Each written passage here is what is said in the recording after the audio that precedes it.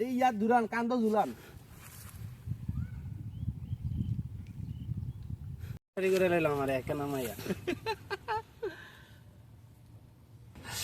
ও পুরো একটা বল খাইয়া শেষ করতে পারতাম না ভাই, তাড়াতাড়ি আইয়েন।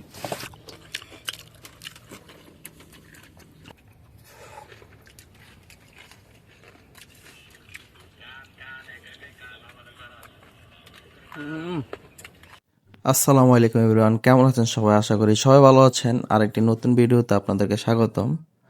গতকালকে আমরা এই বারাগায়ের নতুন আমাদের রাস্তা দিয়ে গতকালকে বউবাজার গেছিলাম। গত যে ভিডিও আপনারা দেখেছেন ওই ভিডিওতে যাওয়ার সময় গতকালকে আমরা রাস্তার দুই পাশে অনেক শাপলা দেখছি আর কি।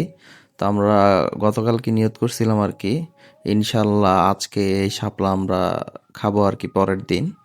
তো যেই চিন্তা আমাদের ওই কাজ। পরের দিনই আপনার যেদিন আমরা খাইছি ওই দিনই আপনার প্ল্যান করে ফেলেছি যে আমরা একসাথে হইয়া আপনার শাপলা তুলবো আর কি। শাপলা তুলে আমরা বর্তমানে খাবো আর কি। আর আমাদের এখানে একটা সুন্দর মাচা আছে, যে ওই মাচাতে বৈশা করবো আর কি। তো পাশাপাশি আমাদের প্ল্যান হয়েছে আপনার এই শাপলা পাড়ার পাশাপাশি আমাদের আবু বক্কর ভাইয়ের বাসায় নাকি কাঁচা পেঁপে হয়েছে, ওই পেঁপে আর কলা উনি নিয়ে আসছে আর কি।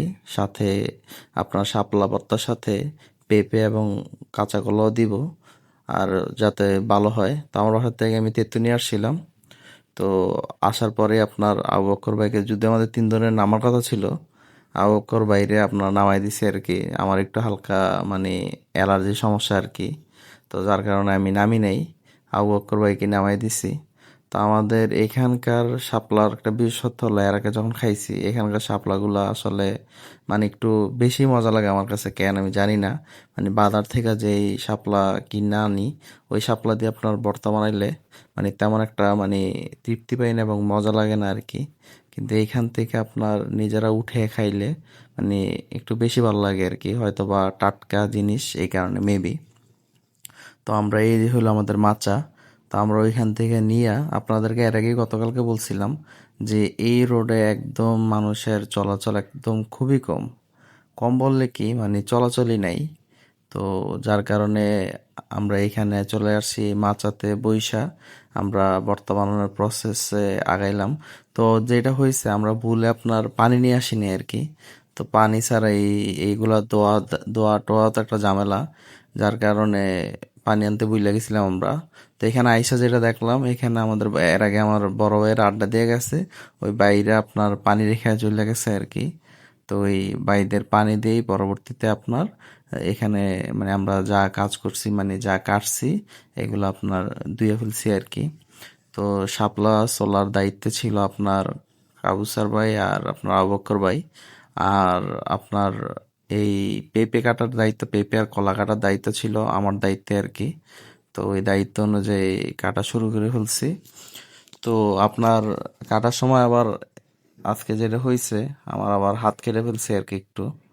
তো যার কারণে হাত দিয়ে ভালো করে ধরতে পারি নাই, হাতের তালুতে রেখে আপনার কাটছি আর কি। হাতের মানে বুড়ো আঙ্গুল যেটা বলে ওইটা কেটে ফেলছি আর কি। তারপরে আপনার কাটাকাটি শেষ। এইদিকে আবার আমরা আপনার ফোন দিছি যে বিজয়, ইব্রাহিম, তারপরে মাইনুদ্দিন ভাইদেরকে আসার জন্য।